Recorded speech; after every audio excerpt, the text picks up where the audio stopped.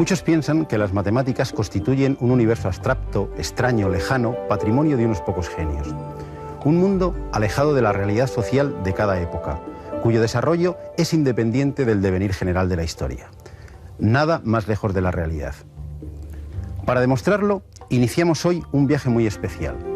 Un viaje con excursiones por el espacio y por el tiempo de ese universo matemático. Nuestro objetivo es descubrir las grandes ideas matemáticas y conocer a los genios que las han desarrollado.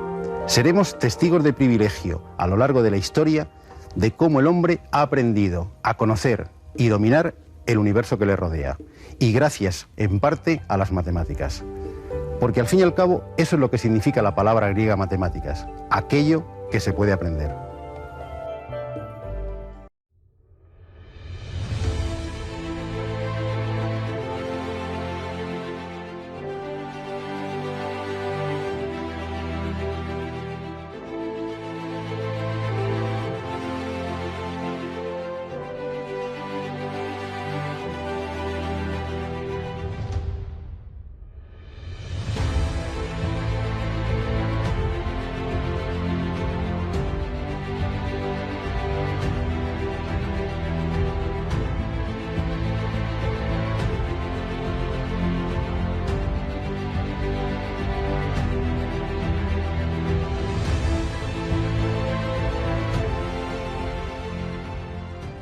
¿Dónde empezaremos este viaje? Pues ningún sitio mejor que la Luna. Sí, nuestro satélite. En ningún sitio sobre la superficie terrestre podemos encontrar tantos matemáticos juntos como en los cráteres de la Luna.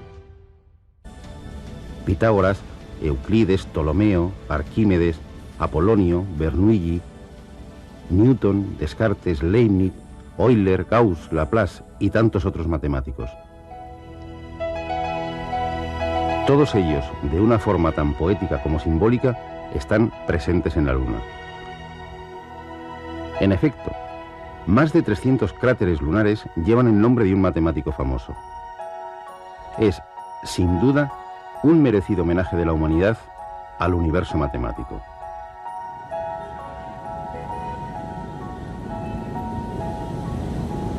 Pero volvamos a la Tierra.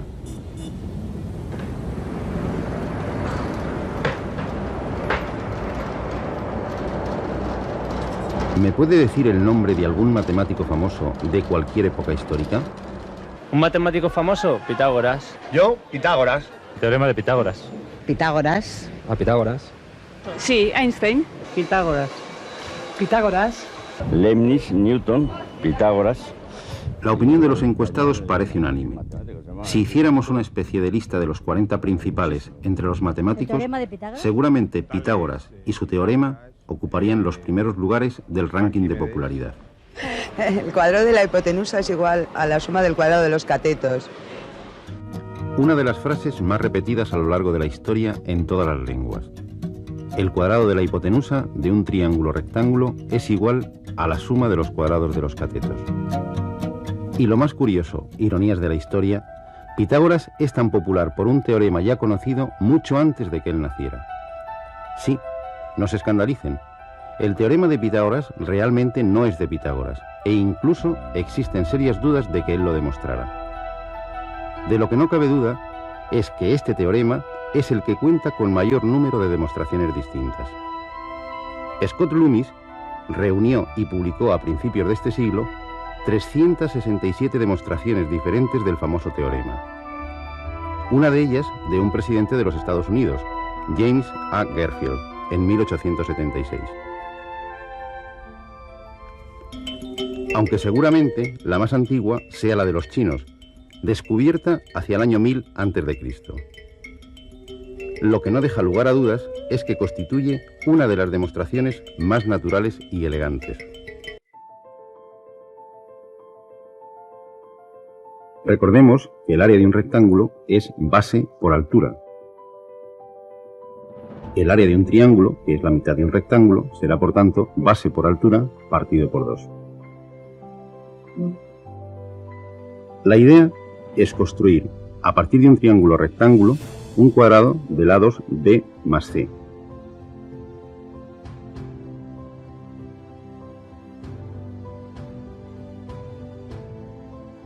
Su área será, por tanto, b más c elevado al cuadrado. Pero la figura está formada por un cuadrado interior, cuyo lado es a, y por tanto su área será a cuadrado, más 4 triángulos iguales al original, cuya área será b por c partido por 2. Por tanto, estas dos expresiones han de ser iguales.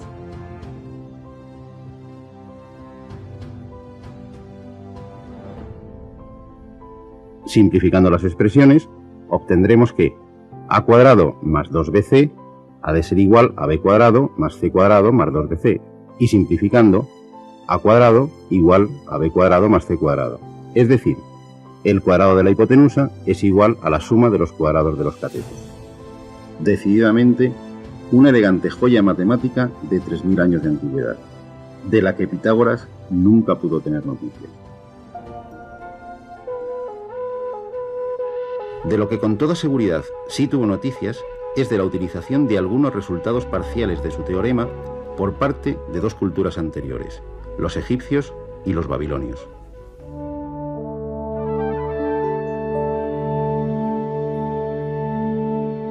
Aunque la vida y obra de Pitágoras estén envueltas en una nebulosa de leyenda, lo que parece claro es que nuestro personaje nació hacia el 580 a.C., en una de las islas griegas de Asia Menor, en Samos. Parece que fue Tales, uno de los 7 sabios de Grecia, el que le aconsejó viajar para enriquecer su espíritu a los dos focos culturales de la época, Egipto y Fenicia. Los egipcios son, según Heródoto, los padres de la geometría, que significa medida de la tierra, y mucha culpa de ello la tiene el río Nilo y sus famosas inundaciones anuales. Muchos de los campos próximos al Nilo quedaban parcialmente inundados, y los recaudadores de impuestos tenían que calcular la parte inundada para establecer la cuantía del impuesto. Tanto para marcar los campos como para medir la tierra, estos técnicos utilizaban un sencillo artilugio que les permitía trazar ángulos rectos y que tiene mucho que ver con nuestro teorema. Consistía en una cuerda unida por sus extremos y dividida a intervalos iguales en 12 partes. Si clavaban en el suelo la cuerda por uno de sus nudos y formaban un triángulo de lados 3, 4 y 5 unidades, obtenían un triángulo rectángulo y, por tanto, ya tenían la dirección de 2 de los lados del cuadrado. Este sencillo instrumento geométrico debió ser de una inestimable ayuda en la construcción de las pirámides y de los templos. Muchos pueblos habitaron la región comprendida entre los ríos Tigris y Éufrates, la antigua Mesopotamia, hoy en día Irán e Irak. Sumerios, acadios, babilonios, asirios, y tenemos noticias escritas suyas desde hace más de 5000 años. De su afición a las observaciones astronómicas acerca de las posiciones de los planetas observables a simple vista, Mercurio, Venus, Marte, Júpiter y Saturno, conservamos en la actualidad dos vestigios muy populares.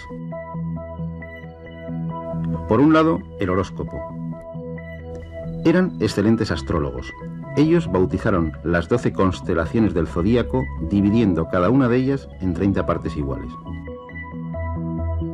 Es decir, dividieron el círculo zodiacal en 12 por 30, o lo que es lo mismo, 360 partes. De ellos hemos heredado la división de la circunferencia en 360 grados y la de cada grado en 60 minutos y cada minuto en 60 segundos.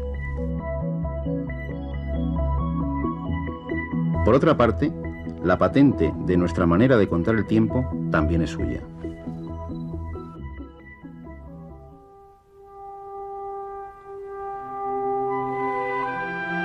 Los babilonios escribían sobre tablillas de arcilla con punzones. En algunas de las tablillas de escritura cuneiforme se han encontrado numerosas referencias de carácter matemático.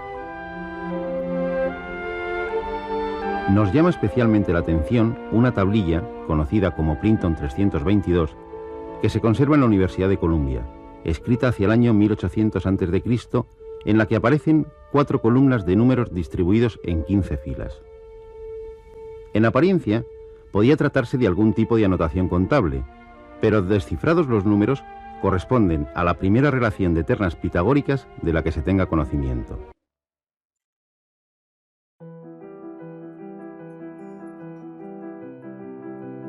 Una terna pitagórica es una colección de 3 números que cumplen el teorema de Pitágoras.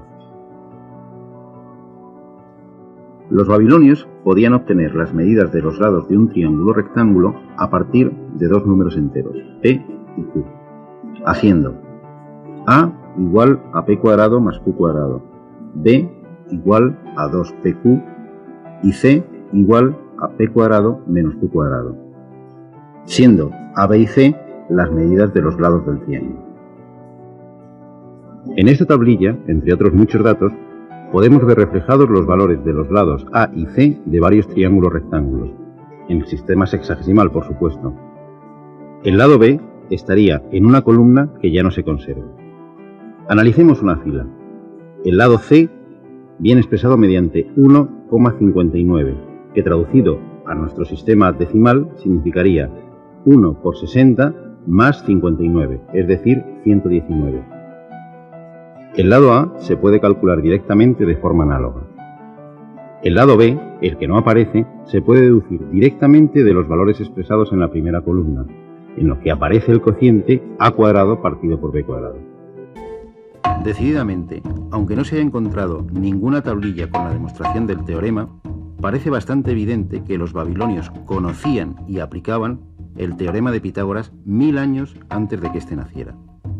Por suerte para Pitágoras, esta tablilla no fue descifrada hasta el siglo XIX, aunque seguramente él tuvo conocimiento de los descubrimientos babilónicos en alguno de sus viajes por Asia Menor. ¿Es inmerecida entonces la popularidad de Pitágoras? Por supuesto que no. Para empezar, el término matemáticas, así como el de filosofía, se lo debemos a él. La figura de Pitágoras está envuelta en un halo de leyenda, de misticismo y hasta de culto religioso. Y no es tan extraño si pensamos que fue contemporáneo de Buda, de Confucio y de Lao Tse, los fundadores de las principales religiones orientales.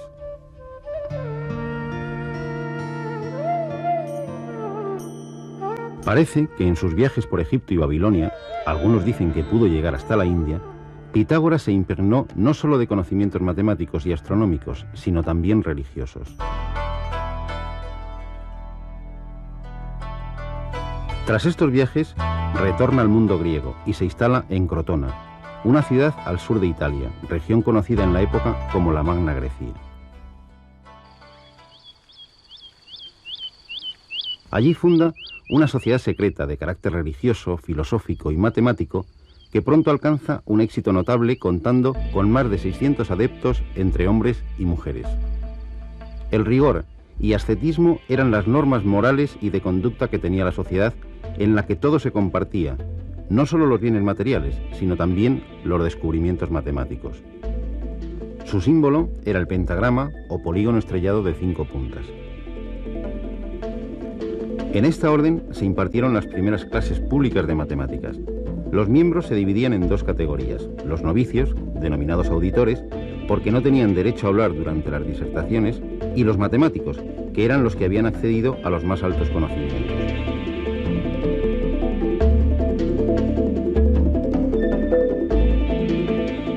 El secreto hacia el exterior era norma sagrada de la secta, y la divulgación de sus conocimientos matemáticos le pudo costar la vida a alguno de sus adeptos. La orden pitagórica de Crotona fue disuelta de forma violenta. Su casa fue incendiada y Pitágoras y sus discípulos tuvieron que abandonar la ciudad hacia Metaponte.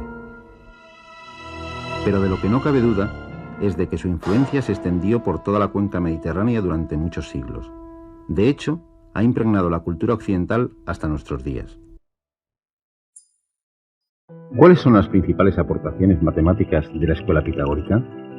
La primera, y quizá la más importante, el introducir la necesidad de demostrar las proposiciones matemáticas, de manera inmaterial e intelectual, es decir, al margen de su sentido práctico. Los pitagóricos dividieron el saber científico en 4 ramas. La música, la aritmética, o ciencia de los números, su lema era «todo es número», la geometría y la astronomía. Y en las 4 nos han dejado resultados e ideas sorprendentes. Para ellos, los números son entes abstractos, como ideas de la mente, con existencia propia al margen de los objetos que representan. Cuando hablaban de números, se referían a los números enteros y a las fracciones, es decir, números que se podían expresar como razón de dos segmentos que contenían un número entero de veces una misma unidad. De ahí nos viene el término número racional. Los pitagóricos fueron mucho más allá, colocando el concepto de número como principio y explicación de todo el universo. Uno de sus discípulos, Filolao, llegó a afirmar: todas las cosas que pueden ser conocidas tienen número, pues no es posible que sin número nada pueda ser conocido ni concebido. Atribuían a los números propiedades místicas. Pitágoras descubrió que existía una estrecha relación entre la armonía musical y la armonía de los números.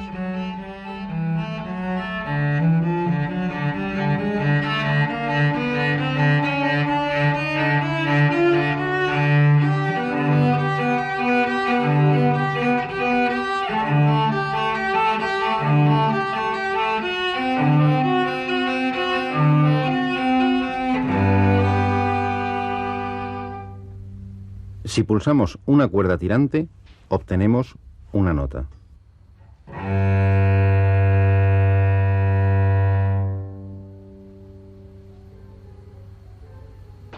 Cuando la longitud de la cuerda se reduce a la mitad,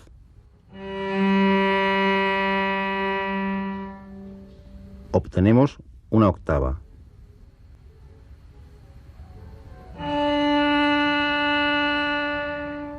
Si pulsamos un tercio, obtenemos la quinta.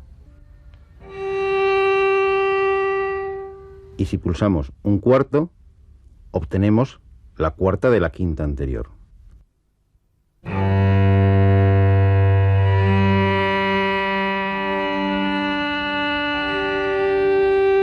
La armonía musical expresada mediante los números 1, 2, 3 y 4.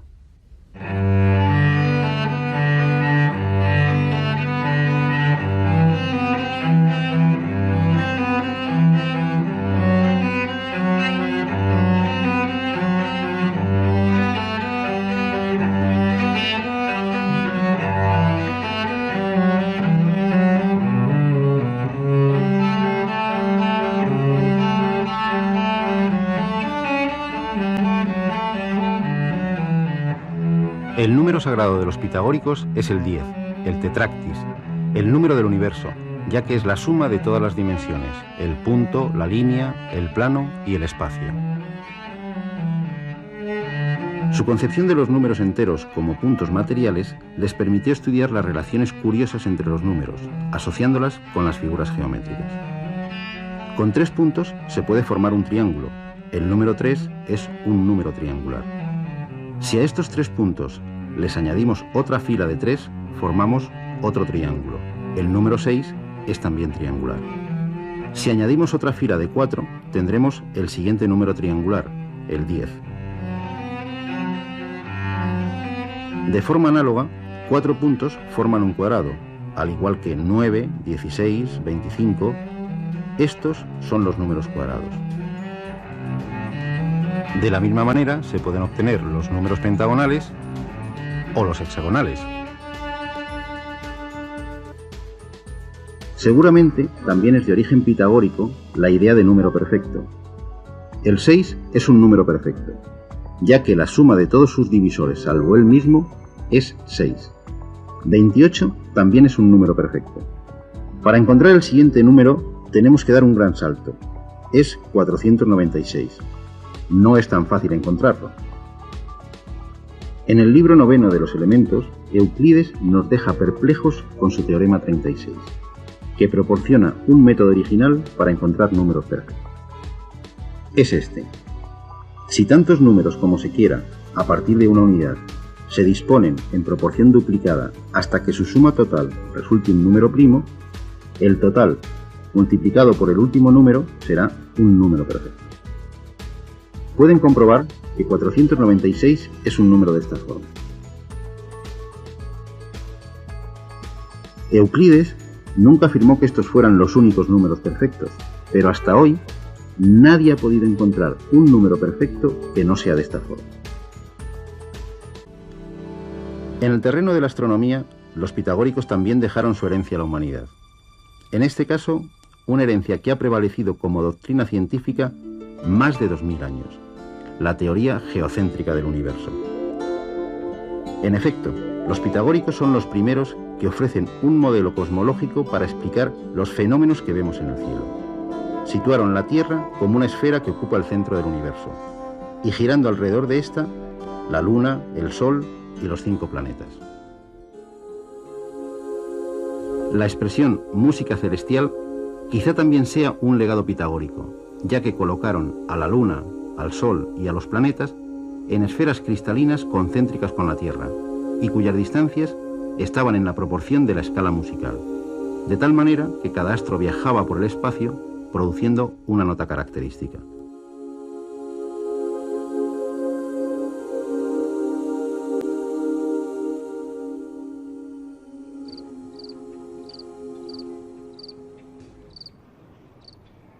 Pitágoras llegó a afirmar que en las noches de calma era posible escuchar este canto celestial, y Kepler hasta nos dejó las partituras.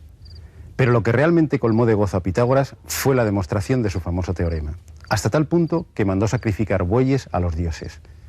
Por desgracia, el silencio impuesto a los miembros de la secta pitagórica nos impide conocer la demostración que encontraron, aunque suponemos que no será muy distinta de la que podemos hallar en los elementos de Euclides.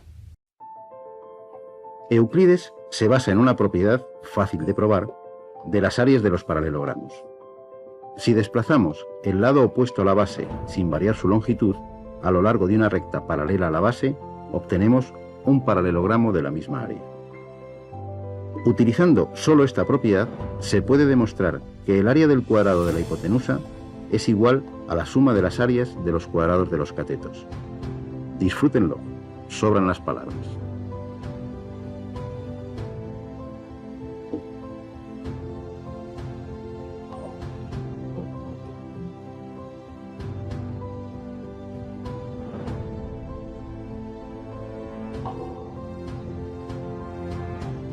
El teorema de Pitágoras abría la puerta a la existencia de números no conmensurables, es decir, de segmentos que no pueden expresarse como múltiplos enteros de una misma unidad. En efecto, no hay ningún segmento, por muy pequeño que sea, que esté contenido exactamente un número entero de veces en el lado de un cuadrado del lado 1 y en su diagonal.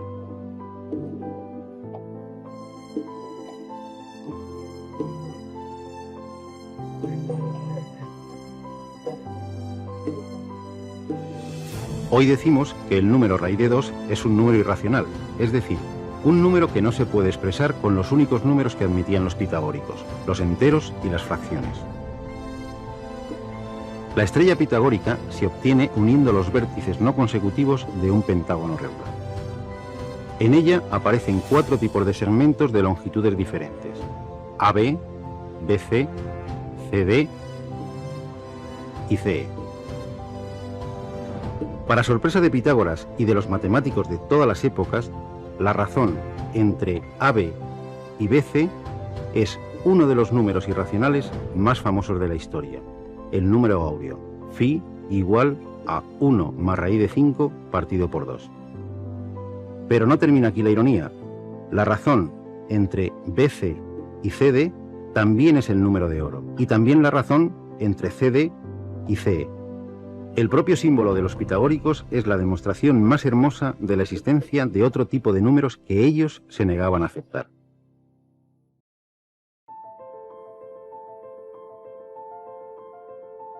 A veces, la matemática, como el dios Cronos, devora a sus propios hijos, aunque luego los eleve a una gloria imperecedera.